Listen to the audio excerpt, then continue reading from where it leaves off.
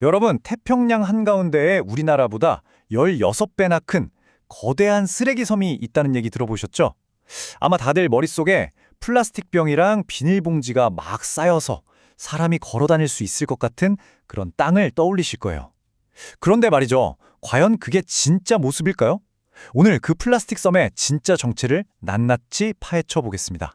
자, 그럼 정말로 지도에도 없는 새로운 대륙이 플라스틱으로 만들어져서 태평양을 둥둥 떠다니고 있는 걸까요? 많은 분들이 정말 궁금해 하시는데요. 결론부터 딱 말씀드릴게요. 우리가 상상하는 그런 섬은 없습니다. 실제 모습은요, 단단한 땅이 전혀 아니에요. 오히려 아주 미세한 플라스틱 조각들이 마치 안개처럼 아니면 멀건 수프처럼 바다에 넓게 퍼져 있는 상태에 가깝습니다. 이걸 플라스틱 수프라고 불러요. 이게 입자가 워낙 작아서 인공위성으로 봐도 거의 보이지 않을 정도거든요. 그래서 투명한 섬이라는 별명까지 붙었습니다. 그럼 이 거대한 플라스틱 수프 안에 떠다니는 플라스틱 조각이 대체 몇 개나 될까요? 자, 한번 상상해 보세요. 무려 1조 8천억 개라고 합니다. 와, 정말 감도 안 오는 어마어마한 숫자죠? 개수만 많은 게 아니에요. 면적은 정말 상상을 초월합니다. 이 플라스틱 수프가 차지하는 면적이 대한민국 영토의 무려 16배, 우리나라 16개를 통째로 넣고도 남을 만큼의 바다가 지금 플라스틱으로 뒤덮여 있다는 뜻입니다. 자, 그럼 지금부터 이 투명한 플라스틱 수프라는 게 도대체 뭔지 그 정체를 좀 더 자세히 들여다보겠습니다. 이 수프의 총 무게를 재보면 약 8만 톤. 이게 코끼리 13,000마리를 합친 무게래요. 근데 진짜 놀라운 사실은 따로 있어요. 뭐냐면 이 쓰레기 조각들의 94%가 사실은 크기 0.5cm도 안 되는 아주 작은 미세 플라스틱이라는 거예요.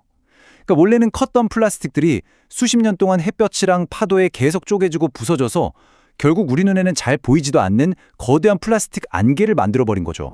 아니, 근데 어떻게 바다 한가운데 이렇게 거대한 플라스틱 지대가 만들어질 수 있었을까요? 그 탄생 과정을 한번 추적해 보겠습니다. 그 비밀의 열쇠는 바로 해양 환류라는 것에 있습니다. 쉽게 말해서 바닷물이 지구 자전이랑 바람 때문에 거대한 소용돌이처럼 도는 건데요. 혹시 세탁기 돌릴 때 보면 빨랫감이나 거품이 가운데로 싹 모이잖아요? 딱 그 원리예요. 이 거대한 바다 소용돌이의 중심부는 물살이 아주 느리고 잔잔하거든요.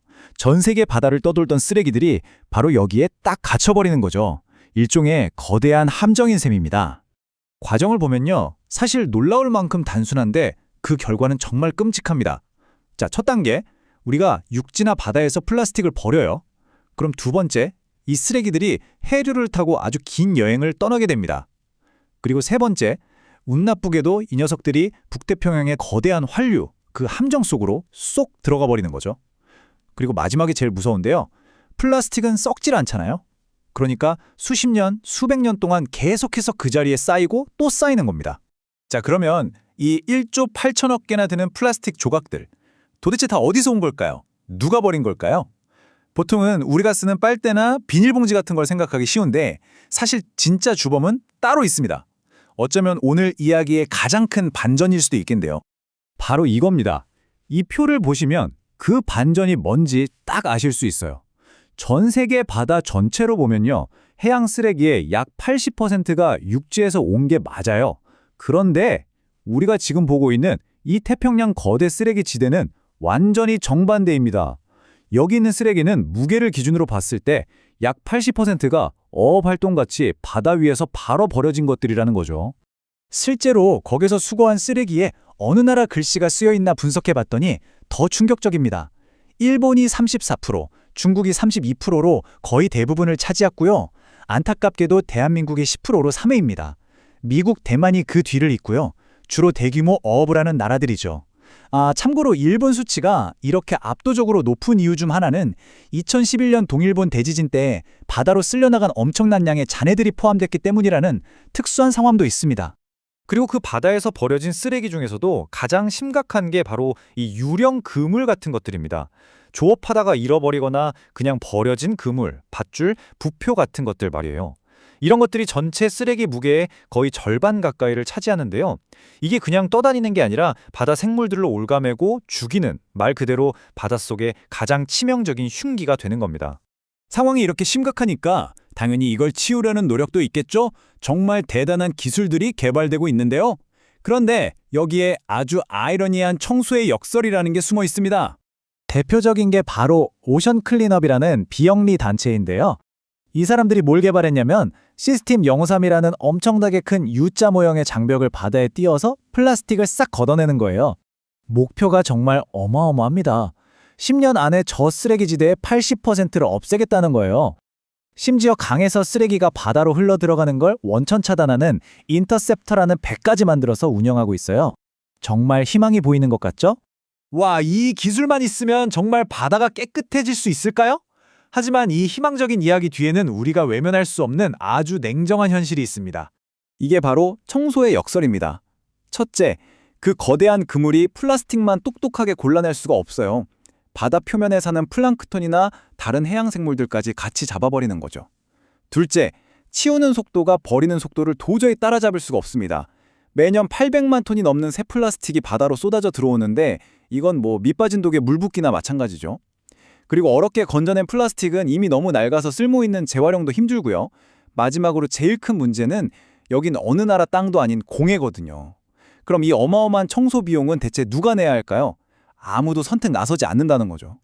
아, 그럼 이대로 그냥 지켜볼 수밖에 없는 걸까요? 다행히 그건 아닙니다. 전문가들은 모두 한 목소리로 이야기해요. 진짜 해결책은 바다를 청소하는 데 있는 게 아니라 애초에 쓰레기가 바다로 가지 않게 하는 데 있다고요. 바로 이 말의 핵심이 담겨 있습니다. 청소는 응급처치일 뿐이라는 거죠. 진짜 치료는 상처가 나지 않게 미리 막는 것이잖아요. 바닥에 물이 흥건할 때 걸레질하는 것도 물론 중요하지만 가장 먼저 해야 할 일은 물이 계속 흘러나오는 수도꼭지를 잠그는 거니까요. 결국 진짜 해결책은 플라스틱을 만드는 단계에서부터 우리가 쓰고 버리는 단계까지 그 모든 과정을 제대로 관리하고 규제하는 겁니다. 쓰레기가 바닥까지 갈 기회 자체를 만들지 않는 거죠. 지금 전 세계가 모여서 만들고 있는 UN 플라스틱 국제협약이 바로 이 수도꼭지를 잠그기 위한 가장 중요하고 현실적인 첫 걸음이라고 할 수 있습니다. 결국 태평양에 떠 있는 저 거대한 플라스틱 수프는요, 우리가 편리하다는 이유로 애써 외면했던 모든 것들이 모여서 만들어진 거대한 청구서 같은 겁니다. 동시에 우리 자신을 비추는 거울이기도 하고요. 이제는 그 거울을 피하지 말고 똑바로 마주봐야 할 때입니다. 여러분은 이 바다를 바꾸기 위해 우리 삶의 어떤 부분부터 바꾸고 싶으신가요?